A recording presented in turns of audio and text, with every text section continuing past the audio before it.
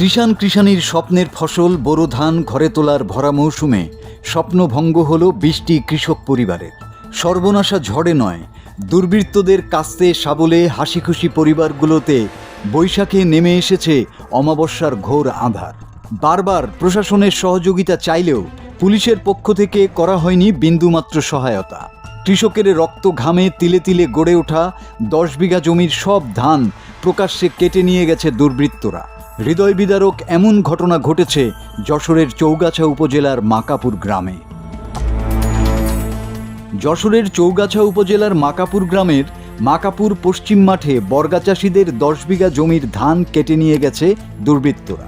এই ঘটনায় থানায় অভিযোগ দিলেও প্রশাসনের পক্ষ থেকে আশ্বাস ছাড়া বিন্দুমাত্র সহায়তা করা হয়নি ভুক্তভোগীদের।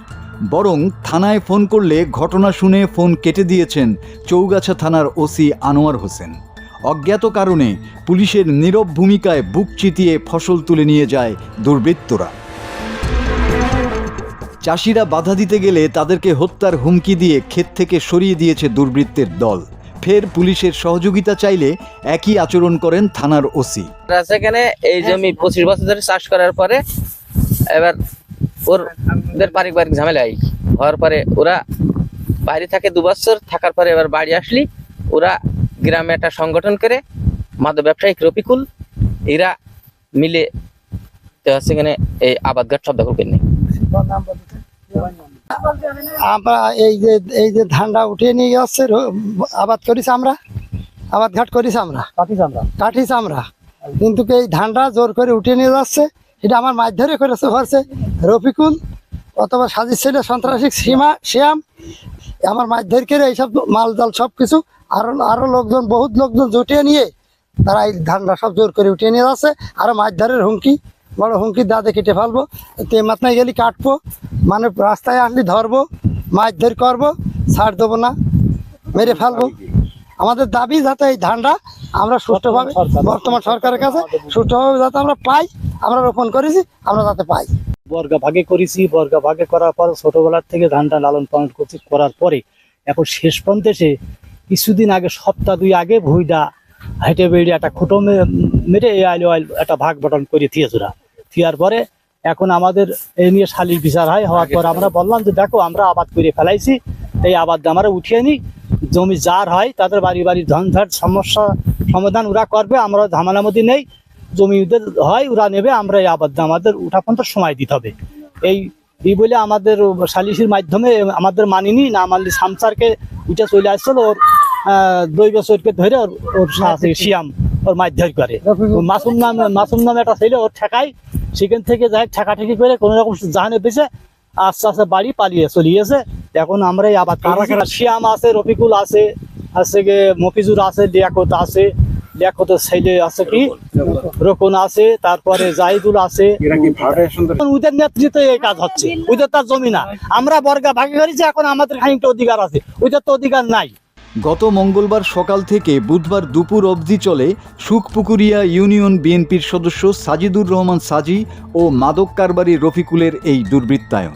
নিরুপায় হয়ে চাষিরা গণমাধ্যমে খবর দিলে গণমাধ্যম কর্মীদের উপস্থিতি টের পেয়ে বুধবার দুপুরে সটকে পড়ে দুর্বৃত্তরা।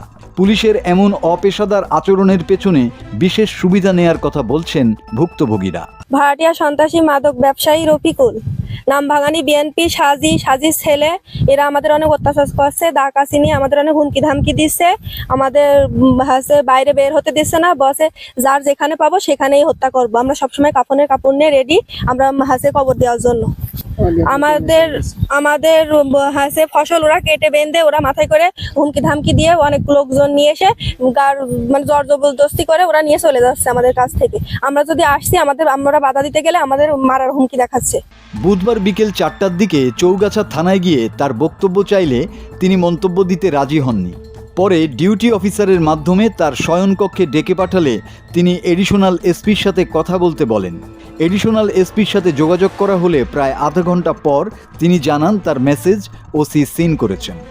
উপজেলা বিএনপির জ্যেষ্ঠ নেতারা জানিয়েছেন ভুক্তভোগীরা লিখিত অভিযোগ দিলে অভিযুক্ত নেতাদের বিরুদ্ধে ব্যবস্থা নেওয়া হবে এবং ক্ষতিগ্রস্তদের আইনি সহায়তা প্রদান করা হবে। আমরা সাজি নামে আমাদের সুপুর ইউনিয়ন বিএনপির একজন সদস্যের নামে আমরা অভিযোগ পেয়েছি, ধান কেটে নিয়েছে।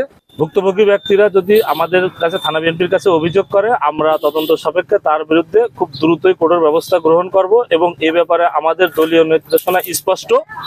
দলের যে যত বড় পদেই থাকুক না কেন, সে কোনো প্রকার অপকর্ম বিচার সালিশ করে সে কোনো প্রকার রেহাই পাবে না। তার বিরুদ্ধে দলীয় নির্দেশ মোতাবেক তার বিরুদ্ধে বহিষ্কার সহ দলীয় সমস্ত পদ পদবি থেকে তাকে অব্যাহতির ব্যবস্থা করবে এবং ভুক্তভোগীদের পক্ষে আইনের যত প্রকার ব্যবস্থা আছে আমরা সার্বিক সহযোগিতা করবো দলের পক্ষ থেকে।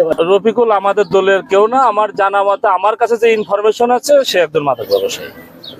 আপনাদের মাধ্যমে এইমাত্র জানতে পারলাম প্রশাসনে বা ভুক্তভোগী কেউ যদি প্রশাসনকে ফোন করে, প্রশাসন যদি কেটে দেয়, আমার দলের, আমি চৌগাছা উপজেলা বিএনপির সাংগঠনিক সম্পাদক, আমার সভাপতি সেক্রেটারির অনুমতি দেওয়া আছে।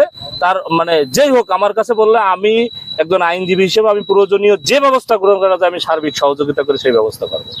এদিকে বুধবার সন্ধ্যা পর্যন্ত চেষ্টা করলেও থানা ও জেলা পুলিশের কেউ বক্তব্য দিতে রাজি হননি। প্রকাশ্য দিবালোকে এমন লুটপাট ও পুলিশের অপেশাদার আচরণের ফলে চৌগাছার মাকাপুর গ্রামটি আতঙ্কের জনপদে রূপ নিয়েছে।